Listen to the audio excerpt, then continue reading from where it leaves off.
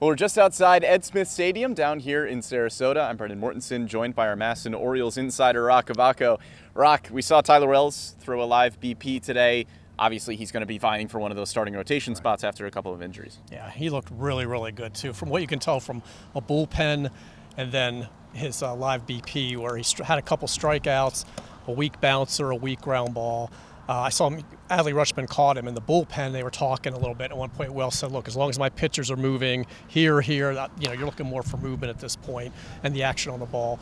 He went from a guy we assumed in all our mocks that now blow up once you get to camp that he was going to be a bullpen guy to maybe being the number 4 starter if Means is 3 and if Cole Irvin perhaps is 5. And he was their best starter the first half. And Hyde often reminds us best ER, our best whip in the first half, but then seemed to run out of gas to 3 starts second half, was sent down to kind of reset and to relearn being a reliever, came back and was dominant out of the pen. He would be a great weapon in the bullpen, but right now he also could be a great weapon in that rotation, and they need him. So I feel like it's his spot to lose at this point. Yeah, I mean, after the Corbin Burns trade, we were looking at Tyler Wells as somebody, if you had to find a spot start somewhere, there's not many pitchers in baseball that would be better in that sort of role than Tyler Wells. And of course, one guy we haven't talked about at all here at spring training is Jackson Holliday.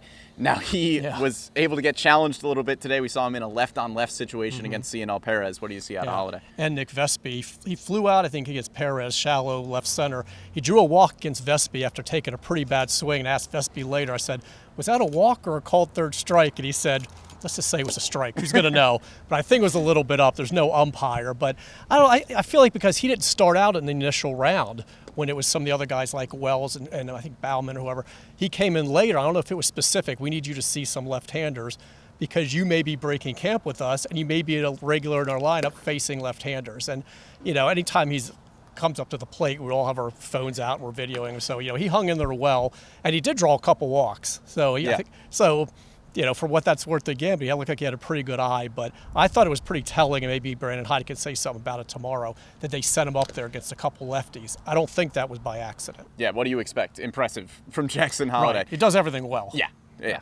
Was there anybody else today that impressed you during that live BP? Ryan Mountcastle was just smoking the ball.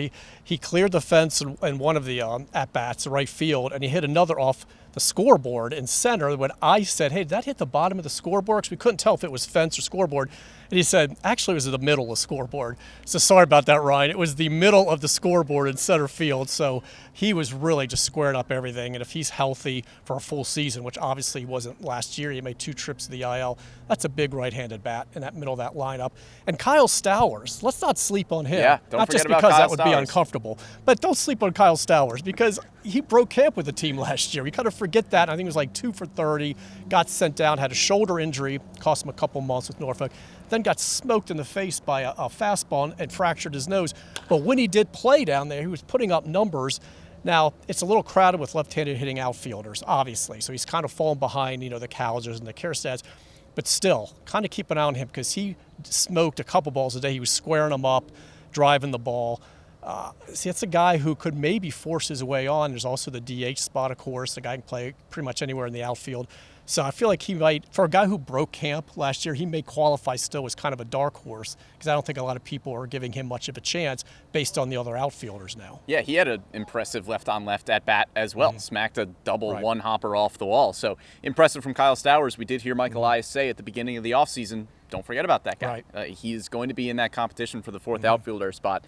But our MASN Orioles insider, Roch Kubatko, appreciate the insight as always. Sure thing.